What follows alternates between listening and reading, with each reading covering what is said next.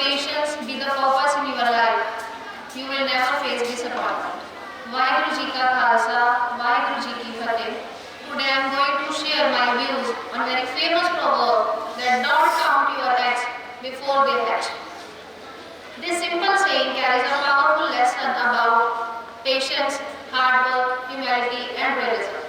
It reminds us that we should not assume that something good will happen before it actually does. Means we should not plan our celebrations. We should not assume that we are going to have success until we have actually achieved it. There are some science facts with you. First, butterflies taste with their feet. They have tiny sensors on their feet that help them to detect the sweetness or bitterness of a substance. Today I am here to represent an activity. In this activity, we will make a word by combining English and Hindi letters.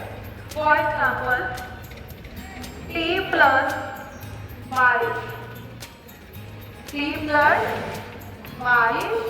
So we will make a word. Y means rain. So we will make a word rain. Okay. Now give me answer of the following letters. F plus Roshni. Ji, anyone? Yes, please. Yes, very good. We will make a word